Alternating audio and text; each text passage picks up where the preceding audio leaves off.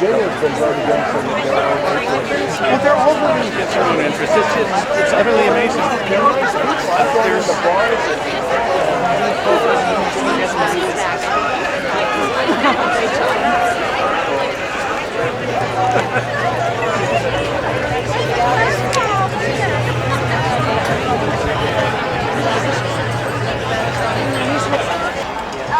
Lay off!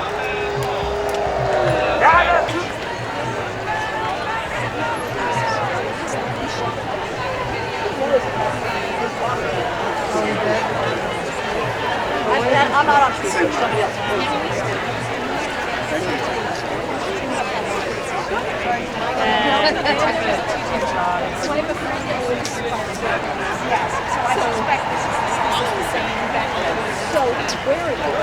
She's here. Just tell me where to go, so I know where to go. Okay, I'm just going to go around here to see if I can get a better view. Yep. And hopefully he dies of scrotum disease.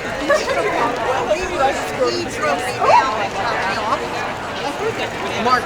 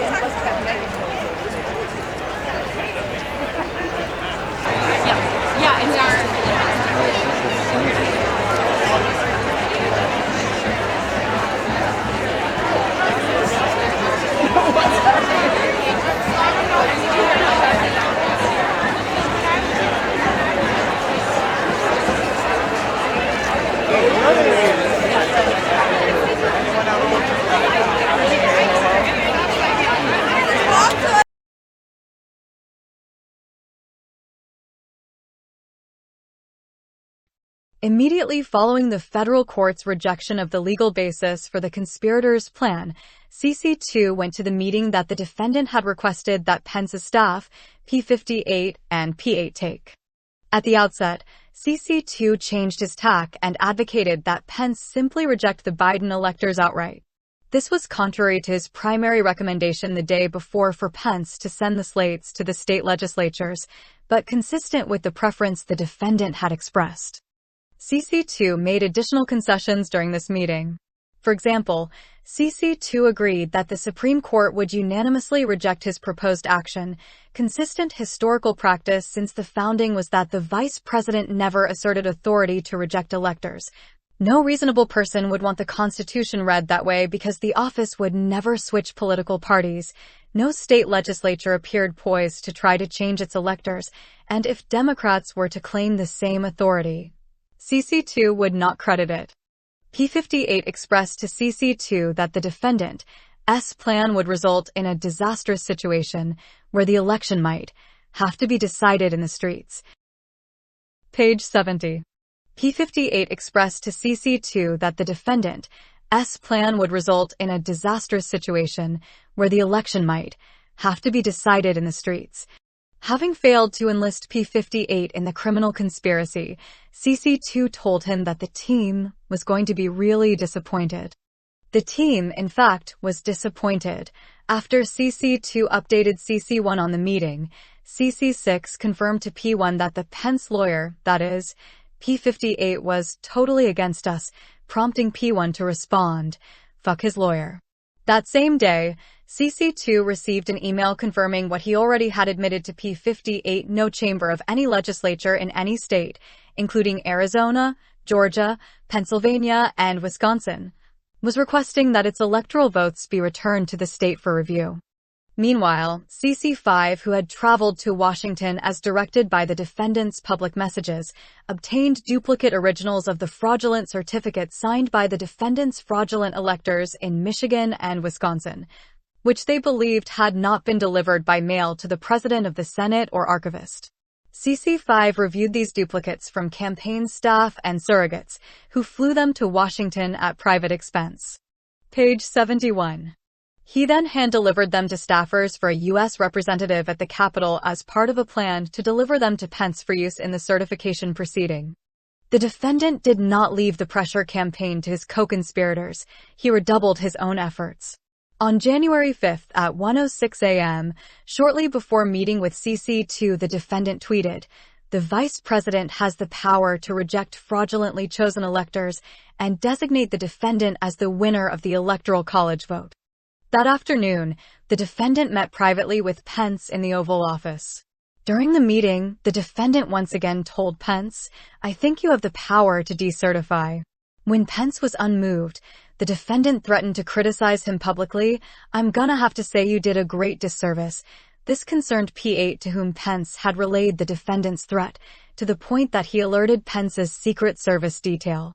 Next still, the defendant initiated a phone call with Pence. P8, P58, and CC3 and one or two other private attorneys, likely including CC1, and again raised the scenario of the vice president sending the elector slates to state legislatures. P58 again pointed out that such a strategy violated the ECA, and Pence reaffirmed that he did not believe he had the authority to do so. Page 72. Shortly after the call that evening at 5:43 p.m., the defendant tweeted, "I will be speaking at the Save America rally tomorrow on the Ellipse at 11 a.m. Eastern. Arrive early. Doors open at 7 a.m. Eastern. Big crowds." The defendant continued his pressure campaign on Pence that evening. After a New York Times article that night detailed the afternoon's private conversation in which Pence had rejected the defendant's demand to act unlawfully, the defendant directed P4 to issue a statement rebutting it and approved the statement at 9:28 p.m. Minutes later, the defendant called Pence and told him, "You gotta be tough tomorrow." After concluding the call with Pence, the defendant sequentially spoke to P1 followed by CC2. Then, at around 10 p.m. that night, the defendant issued the public statement, which read, "The Vice President and I are in total agreement that the Vice President has the power to act," a statement that the defendant knew was a lie from Pence's repeated and firm rejections of his efforts, but that gave false hope to the defendant's supporters arriving in the city at the defendant's request, and maximized pressure on Pence. The defendant caused unlawful conduct on January 6th and tried to take advantage of the riot that ensued. The defendant continued his intense pressure campaign against the vice president into the early morning hours of January 6th. Around 1 a.m., the defendant tweeted, falsely, "If Vice President at Mike_Pence comes through for us, we will win the presidency." Page 73. "If Vice President at Mike_Pence comes through for us, we will win the presidency." Decertify the mistake they made in certifying incorrect and even fraudulent numbers in a process not approved by their state legislatures, which it must be. Mike can send it back. At 8:17 a.m., as the supporters he had summoned to the city gathered near the White House, the defendant again falsely tweeted about the certification. States want to correct their votes, which they now know were based on irregularities and fraud. Plus, corrupt process never received legislative approval. All Mike Pence has to do is send them back to the states, and we win. Do it, Mike. This is a time for extreme courage. Later that morning, CC5 worked with another attorney for the defendant, who contacted a U.S. senator to ask him to obtain the fraudulent Wisconsin and Michigan documents from the U.S. Representative's office and hand-deliver them to the vice president. When one of the U.S. Senator's staffers contacted a Pence staffer by text message to arrange for delivery of what the U.S. Senator's staffer had been told were alternate slate S of electors for MI and WI because the archivist didn't receive them, Pence's staffer rejected them. At 11:15 a.m., shortly before traveling to the Ellipse to speak to his supporters, the defendant called Pence and made one last attempt to induce him to act unlawfully in the upcoming session. When Pence again refused and told the defendant that he intended to make a statement to Congress before the certification proceeding confirming that he lacked the authority to do what the defendant wanted, the defendant was incensed. Page 74. When Pence again refused and told the defendant that he intended to make a statement to Congress before the certification proceeding confirming that he lacked the authority to do what the defendant wanted, the defendant was incensed. He decided to reinsert into his campaign speech at the Ellipse remarks targeting Pence for his refusal to misuse his role in the certification. And the defendant set into motion the last plan in furtherance of his conspiracies. If Pence would not do as he asked, the defendant needed to find another way to prevent the certification of Biden as president. So on January 6th, the defendant sent to the Capitol a crowd of angry supporters, whom the defendant had called to the city and inundated with false claims of outcome-determinative election fraud, to induce Pence not to certify the legitimate electoral votes and to obstruct the certification. At the Ellipse campaign rally, CC1 and CC2 spoke just before the defendant. In his rally speech, CC1 sought to cloak the conspiracies in an air of legitimacy, assuring the defendant's supporters that every single thing that has been outlined as the plan for today is perfectly legal, and introduced CC2 as a preeminent constitutional scholar who would further explain this plan. Page 75. He, CC2, falsely claimed that legislatures in 5 states were begging to have their electoral ballots returned. CC1 then asserted that Pence could decide on the validity of these crooked ballots and told the crowd, "Let's have trial by combat." CC2 in his speech claimed that Pence must send electoral votes to state legislatures for the American people to know whether we have control of the direction of our government or not, and decried that we no longer live in a self-governing republic if we can't get the answer to this question. When the defendant took the stage at the Ellipse rally to speak to the supporters who had gathered there at his urging, he knew that Pence had refused, once and for all, to use the defendant's fraudulent electors' certificates. The defendant also knew that he had only one last hope to prevent Biden's certification as president, the large and angry crowd standing in front of him. So for more than an hour, the defendant delivered a speech designed to inflame his supporters and motivate them to march to the Capitol building. Skipped pages 76 through 79. The indictment is available online. Page 80. And at approximately 2:24 p.m., Fox News reported that a police officer may have been injured and that protesters have made their way inside the Capitol. At 2:24 p.m., Trump was alone in his dining room when he issued a tweet attacking Pence and fueling the ongoing riot. Mike Pence didn't have the courage to do what should have been done to protect our country and our Constitution, giving states a chance to certify a corrected set of facts, not the fraudulent or inaccurate ones which they were asked to previously certify. USA demands the truth. Page 81. That afternoon, at the Capitol, a rioter used a bullhorn to read the defendant's tweet about the vice president aloud to the crowd trying to gain entry to the building.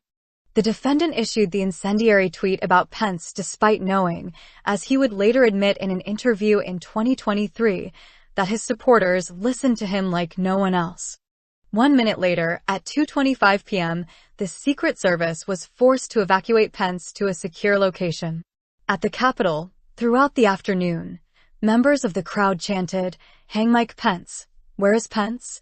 Bring him out," and "Traitor Pence." Several rioters in those chanting crowds wore hats and carried flags evidencing their allegiance to the defendant. In the years since January 6th, the defendant has refused to take responsibility for putting Pence in danger, instead blaming Pence. On March 13, 2023, he said, had Mike Pence sent the votes back to the legislatures, they wouldn't have had a problem with January 6th, so in many ways you can blame him for January 6th.